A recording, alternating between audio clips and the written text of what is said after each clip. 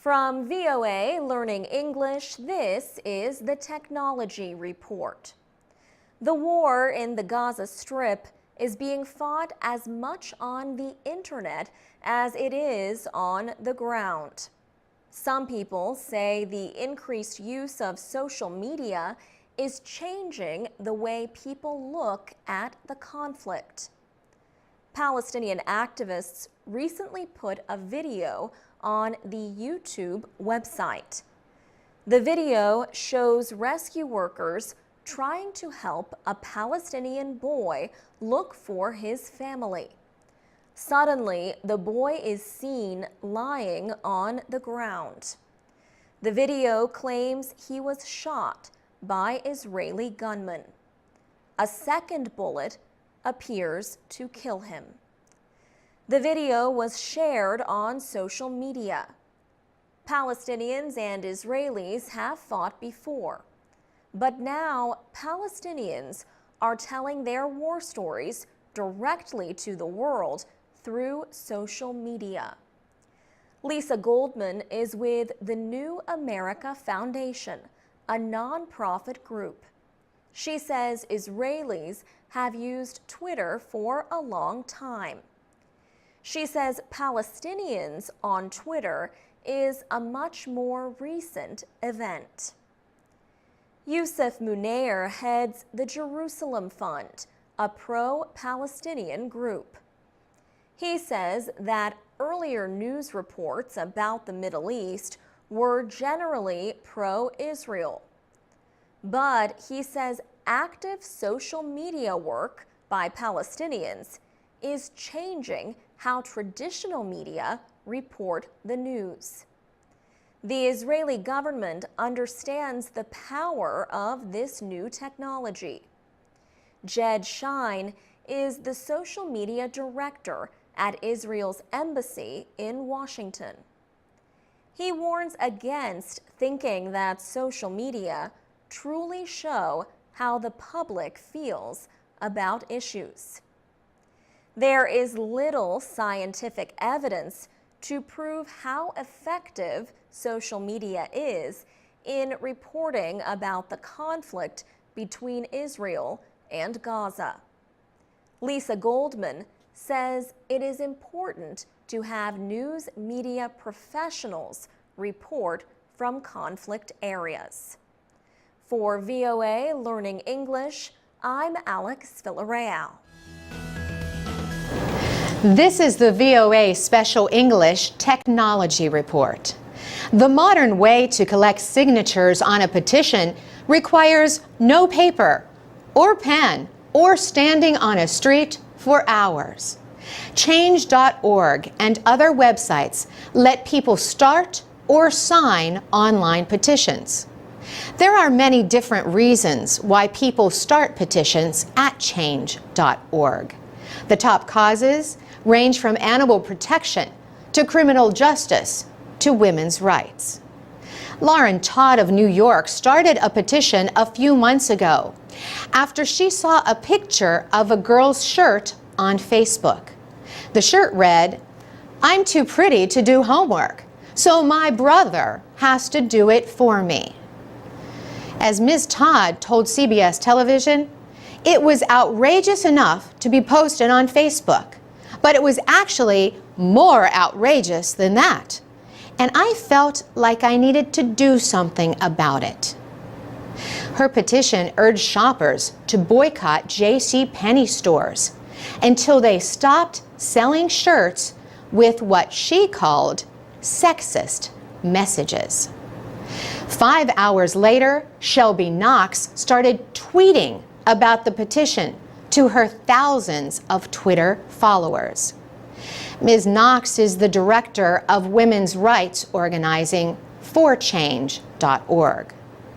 Some of her followers also started tweeting about the shirt and signing the petition. Ms. Knox says, from the time that Lauren started the petition on change.org and JCPenney pulled the shirt, it was about 10 hours, in which it got over 2,000 signatures, and at one point was generating over 400 tweets a minute.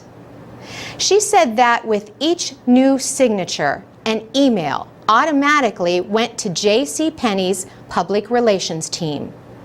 Another went to the company's chief. JCPenney, without comment, discontinued the shirts. Clothing designer John Noon has worked with a number of large stores. He says he has always used words like pretty or princess when he creates shirts for girls. It's easier to sell a shirt that says "My Little Princess" than "My A Student," he says. But now, with the internet, consumers who take offense can do more than just write an angry letter to the company.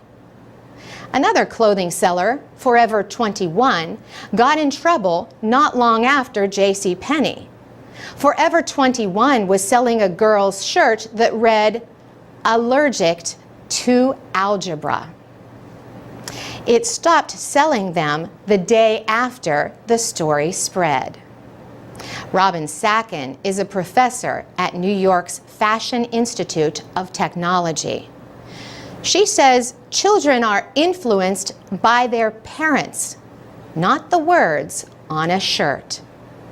So if my child says to me, "Mommy, I want to get that," I've said, "Okay, you can have it, but just remember something. I don't care if you're pretty. You're doing your homework." For VOA Special English, I'm Carolyn Presutti. Special English Technology Report. Benjamin Stassen took his own life in 2010. His parents thought their 21-year-old son was happy. Since his suicide, they have attempted to learn why he killed himself. Alice and Jay Stassen thought Benjamin's Facebook account might hold clues to his suicide.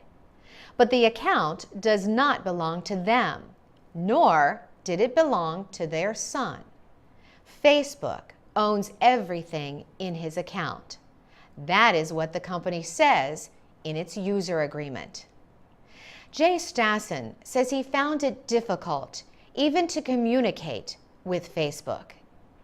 If you search on the homepage of Facebook for an email address, a mailing address, a phone number, or a contact person to help, he says, you will find little information. A court ordered the company to let the Stassens see their son's account, but Facebook has yet to obey the order.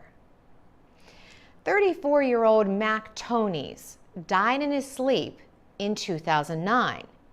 He left behind a lot of online friends, many of whom liked his futuristic blog, Post-Human Blues. Work on the blog stopped when he died. A short time later, the comments area was filled with unwanted advertising. That angered his friend, Dia Sobin. He said the advertising, or spam, dishonored his friend. Lawyer John Boucher stays informed about digital rights and the law. But he admits that he and his wife have signed many user agreements without reading them. He says he would not know how to get information from his wife's accounts if she dies. Mr. Boucher says he thinks that laws will be written over time to deal with these situations, but it will take a long time to be accepted by the states. Some businesses now are offering people a way to control what happens to their online information after they die. One way to do this is to place your online accounts and passwords in a digital storage area. You give the owners of the area orders about which information to destroy and which to give others when you die. Mark Plattner was one of Mac Toney's friends. He recently used a program called SiteSucker to download Mac's blog. He then uploaded a copy of the blog to a new website under his control. Mark Plattner says we should all plan our own digital legacy. He says, don't be passive. Get to work on your online afterlife now. And that's the VOA Special English Technology Report. You can leave comments about this story at voaspecialenglish.com. This is the VOA Special English Technology Report. Today, we continue our report on efforts by the Obama administration to increase internet freedom around the world. Alec Ross, a senior advisor to Secretary of State Hillary Clinton, recently discussed these projects with VOA's Persian News Network.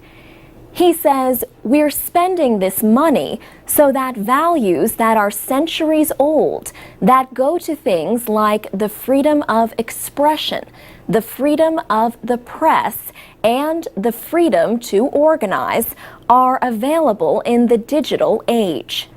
The New York Times reported that the State Department expects to have spent about $70 million on these efforts by the end of this year. Alec Ross says one project involves a so-called panic button. People could use it to quickly remove a list of contacts from a phone or computer. He says what's happening right now is people are being arrested and they are being forced to hand over their passwords a lot of the times for their social media accounts. Freedom House, an organization in Washington, released a Freedom on the Net report in April. The group studied 37 countries. It found that 23 of them had arrested internet users for content posted online. 19 of the countries at least partially controlled international connections to the internet, and at least 12 had interfered with networks, listened in on people's communications, or taken down websites. Iran has one of the most extensive systems of online censorship. The Iranian government controls all internet entry points into the country. Iran has also announced plans to build its own national internet.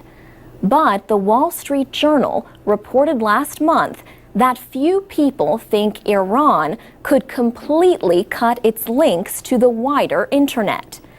The newspaper said Iran could move toward a system of two internets like a few other countries. Ken Berman leads anti-censorship projects for the Broadcasting Board of Governors, the parent agency of VOA. He says China is considering the same thing, of basically having a closed system that would be hard for outside information to get in on. Alec Ross at the State Department says the global community should respond wherever freedom of expression is under attack. Sometimes that is in countries that have more closed information environments. But oftentimes, frankly, it's in countries where the United States has friendly relationships with their governments, but where we have differences of opinions about how open an information environment should be. For VOA Special English, I'm Alex Villarreal with the VOA Special English Technology Report. Builders in developing countries are often not required to build strong buildings. So, when a disaster strikes, the damage is often widespread. Yet Japan is one of the most developed countries in the world. Still, the March 11th earthquake and tsunami waves destroyed more than 14,000 buildings. Brady Cox is an assistant professor of civil engineering at the University of Arkansas. He is also an earthquake expert with an organization called Geotechnical Extreme Events Reconnaissance, or GEAR. The group studies major disasters. Professor Cox says Japan has one of the best building code systems in the world. However, he says, this earthquake was huge, one of the top 5 earthquakes in recorded history. So anytime there is an earthquake that large, there is going to be damage. The quake measured magnitude 9. He says one thing many people don't understand is that building codes are meant to prevent loss of life in earthquakes. That doesn't mean that the buildings won't have major damage. Mr. Cox says Japan has invested a lot in seismic research and design since a magnitude 7.5 earthquake in Niigata in 1964. That same year, a 9.2 quake shook the American state of Alaska. He says those 2 earthquakes opened up a lot of new research on something called soil liquefaction. Soil liquefaction is the process by which the strength or stiffness of soil is weakened by an event like the shaking of an earthquake. The soil begins to move like liquid. Professor Cox says the first step to designing an earthquake-resistant building is to study the soil. Then, the structural engineers take that information and decide the details of the construction, such as, is this going to be a steel structure? Is it going to be reinforced concrete? How will the framing of the building be designed? A team from Geotechnical Extreme Events Reconnaissance is going to Japan to examine the destruction. Mr. Cox says they will also be working on rebuilding efforts. They want to make sure that schools, hospitals, police and fire stations, and government buildings are rebuilt well. Mr. Cox and other members of GEAR went to Haiti after the powerful earthquake last year and continue to work with Haitian officials. For VOA Special English, I'm Alex Villarreal. This is the VOA Special English Development Report. A new study says the leading cause of disability in older people in low and middle income countries is dementia. The researchers disagree with the World Health Organization, which says blindness and other vision problems are the leading cause. Dementia is a loss of intellectual ability that affects memory, learning, attention, thinking, and language skills. People with dementia may forget family members or not know what day it is. Sometimes they become angry or sad, hear voices, or see things that are not there. Renata Souza from the Institute of Psychiatry at King's College London and other researchers wrote the new report. Their study looked at the causes of disability among 15,000 people aged 65 or older in 7 countries. The countries were China, India, Cuba, the Dominican Republic, Venezuela, Mexico, and Peru. The team found that dementia was the largest cause of disability in the elderly in areas other than rural India and Venezuela. Other major causes were stroke, loss of use of arms or legs, arthritis, depression, eyesight problems, and gastrointestinal problems. In low and middle income countries, heart disease and cancer get much of the attention given to chronic diseases. The researchers say increased importance should be given to chronic diseases of the brain and mind. As populations age, societies will have to deal with more and more cases of dementia. The study says the elderly are 9% of the total population of low and middle income countries today, but their numbers are growing quickly. They are expected to reach 20% of the total population by the middle of the century. The study appeared in the Lancet Medical Journal, which published a special issue on disability. A separate study of 18 low and middle income countries dealt with children. It found that in almost half the countries, children who were not breastfed were much more likely to have a disability than those who were. The same was true of those who did not receive vitamin A supplements and those who were underweight. Children who did not take part in early learning activities or attend school were also more likely to be disabled than those who did. Researchers at the University of Wisconsin-Madison in the United States and UNICEF did the study. And that's the VOA Special English Development Report. From VOA Learning English, this is the Technology Report.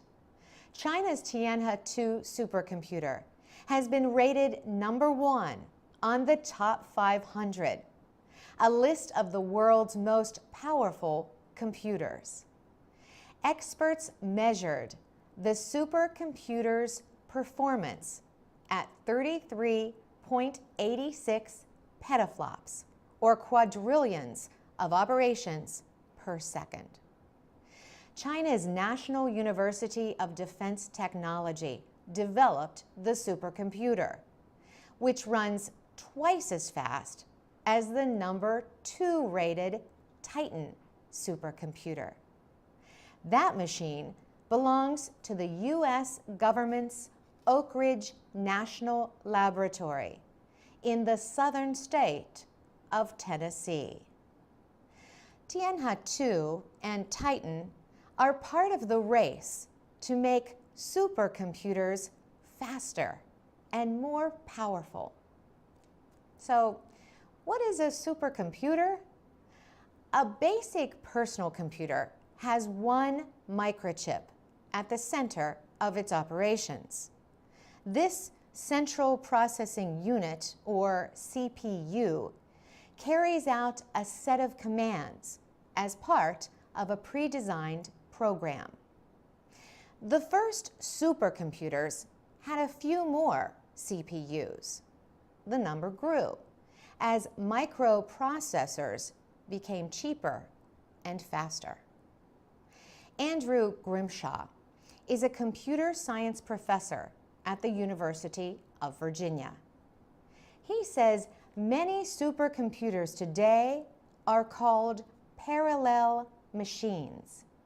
Instead of one CPU, they have thousands. These parallel machines are made up of many individual computers called nodes. They are positioned in one block. They use a lot of power, create a lot of heat, and require huge cooling systems. They also use programs different from the ones used by ordinary computers. Professor Grimshaw says anyone with enough resources can build a supercomputer to solve problems that require millions of mathematical calculations. For VOA Learning English, I'm Carolyn Persutti. This is the VOA Special English Development Report. Market researchers estimate that more than 1 billion personal computers are in use worldwide. Availability has improved in developing countries, but still remains limited compared to industrialized nations. Experts continue to debate how best to close this digital divide. Nicholas Negroponte established the One Laptop Per Child project in 2005. He would like to put a low-cost laptop in the hands of every child, especially those living in extreme poverty. His nonprofit organization has shipped its specially designed laptop to developing countries around the world. He says it is already in the hands of more than 1 million children in 31 countries and 19 languages. And one country, Uruguay, has just completed doing every single child in the country, he says. But the program has critics. They say trying to supply every child with a laptop, even at the current price of $160, is costly and inefficient. Stephen Ducker also makes low-cost computers, but his can run programs and applications for several students at once. He says these virtual desktops lower costs, reduce energy use, and lessen the need for technical support. His company, N Computing, says it has set up over 40,000 networks in more than 100 countries. Stephen Ducker says all you need to connect to a network is a keyboard and monitor. You think you've got your own computer all to yourself, he says. Instead, users are sharing the resource and doing it at a much lower cost than having their own PC. As computers reach more children in developing countries, so too in many cases is the internet. It can be a great educational tool. But children also need to learn about the possible threats that can be found on social networks and other sites. Mark Mutunga is with Microsoft East Africa in Kenya. He says poverty may put African children especially at risk. They are being told, hey, you know what? I can send you a few dollars. I can come and visit you. I can buy you a ticket. You come to my country. His company is working with the Kenyan government and a children's rights group. Mark Mutunga says the coalition is trying to educate the public about how to protect children from online abuse.